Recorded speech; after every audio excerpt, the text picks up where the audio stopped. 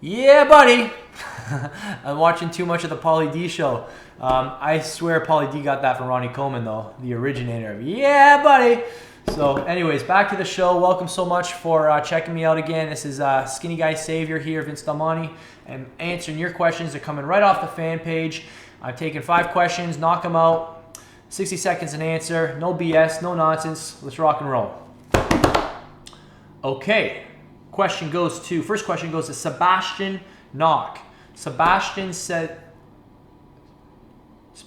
Knock, yeah, just making sure. I got trolled last time by somebody on one of the comments. Someone put up some funny name. It was like Knock Touch or something like that. Anyways, I was in my zone, so I totally missed it. It was pretty funny after you guys pointed that out for me. Anyways, so here we go. Love your videos and advice, Vince. You are my unofficial trainer these days. Unofficial? Dude, let's make it official, man. What's going on here? Make me the official trainer. Come on. What are you waiting for? Tie the knot. Let's do this. I'm in. Are you in? All right. Sweet. All right. So I don't know where I'd be without you these days. Thank you. Question concerning specific muscle, outer biceps. Is there anything other than reverse curls and variants of that to get the suckers to pop more? I want that real well-defined bicep, outer bicep, tricep look. Thanks for all your hard work. Okay, can definitely help you with this. I'm gonna make this very simple for you. You gotta get this stuff out of your head. Upper, lower bicep doesn't exist. Biceps, you have your bicep brachii, which both attach onto your elbow tendon. And as long as you're getting a fully shortened and a fully lengthened bicep, in the exercises that we can do with bicep curls, then you're going to see that sucker pop, as you put it. So a couple tips here. When you go into full extension on your bicep curls, I can't demonstrate with this left arm because my bone chips here, obstruction of my elbow, but with this, here's how you know if you're in full extension. Contract your tricep. When you contract your tricep, that's going to ensure your bicep is fully lengthened. So what I do, again, this is an advanced tip. You need to be very careful with this. Don't practice this or learn this with heavy loads. But when you go into full extension, contract your tricep a little bit, and that will ensure that when you initiate, all the muscle for your bicep is going to get recruited. So that tip in itself is going to make that sucker pop. Okay, this next question goes to Carl. He says, okay, I've got a big question here, and he wants to know how how do you keep yourself from going into shotgun training? Shotgun style training, you can read more about it on my blog. I did a great article on it, and it's honestly one of the biggest mistakes of all time. You need to avoid it. So you'll understand what it is in a second here. So here's his problem. He goes, I choose a goal and I aim for gaining muscle. I tend to get a bit fatter. I get crazy. I don't feel good, and then I freak out and I start ketogenic diet and I lose the fat and I'm happy, but then I find myself skinny. So I freak out. See what I mean? Did you have a similar problem? And if so, how did you control it? I can certainly relate to this. I haven't had this problem myself for a couple reasons. One, I do my best to avoid extremes. Here's a good quote for you. You guys can post this one on your status feeds on Facebook. Extreme measures oftentimes lead to extreme disappointment. So your problem is that you just keep resorting to extremes, and you need to develop a more progressive approach. You need to start getting into slow bulking, and you need to get into slow dieting. I know it sounds painful, but this is what's going to ultimately get you to where you want. Here's what I do. When I want to go in a bulking mode, I transform my whole world. I put screensavers up of like big bodybuilding dudes. I post posters on the wall.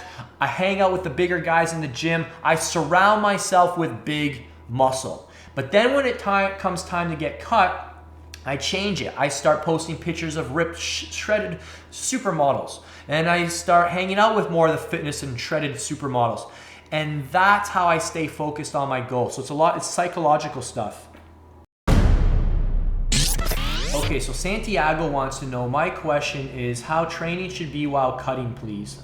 I need this answer, thanks. Okay, so when you're cutting, training definitely needs to be more frequent. But when it comes to the program design, I find for skinny guys who've bulked up using hypertrophy style programs, the best way to go through a cut is with the same hypertrophy style program. It might not be the same program, exact same program, but it definitely has to include the same principles. So, working within the same rep ranges, the same exercises, the similar rest periods. The only variable I might manipulate as you get closer to, single digit body fat is I might start supersetting some of the exercises. I might reduce the rest periods a little bit. And one thing that I personally do when I'm like, 7-8% body fat and I've got a few percent to go is I cut back on all my major lifts with really heavy weights. So I stopped doing, 5 rep or 6 rep maxes only because there's less fluid to protect my joints. So I just want to reduce the wear and tear on it.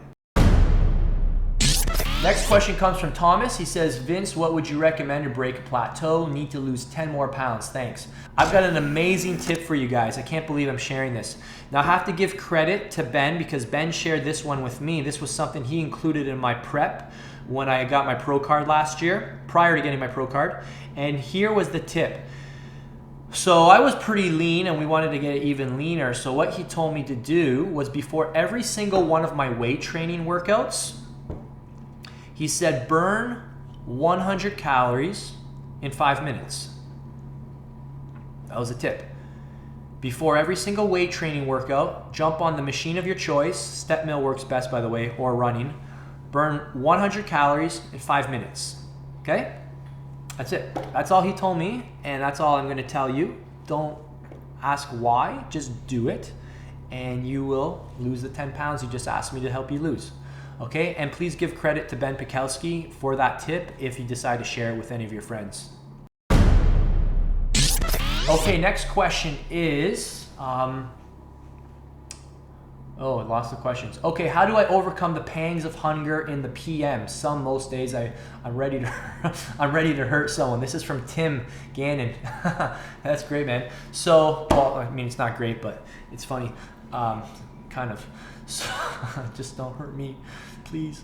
So, Tim, this probably means you're throwing your hormones off somehow at some point in your day, probably sometime in the morning.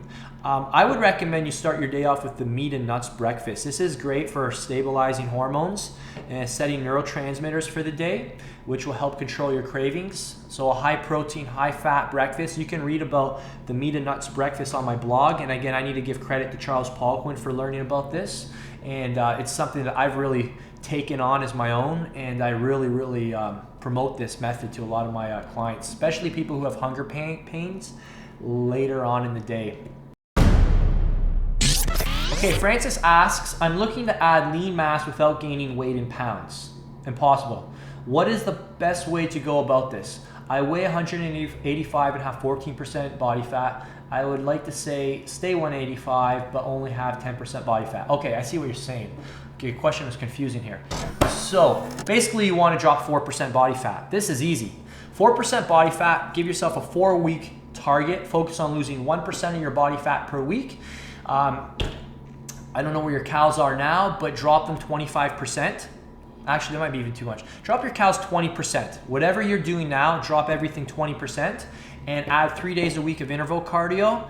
And that should instigate the 1% per week and keep your weight training the same. Train hard on those weights so you don't lose any muscle and you look full and hard when you're done your transformation.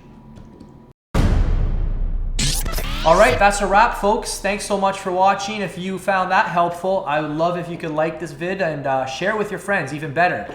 And if you're really getting a lot out of this series, just subscribe to the channel because we upload these on a regular basis. I'd hate for you to miss one. And you can always go back and when you need an answer, that answer will be there for you in your inbox when you subscribe to the channel. So that's how we do it.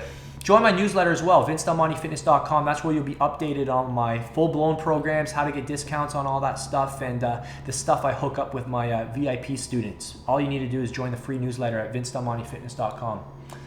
All right, take care. We'll see you soon.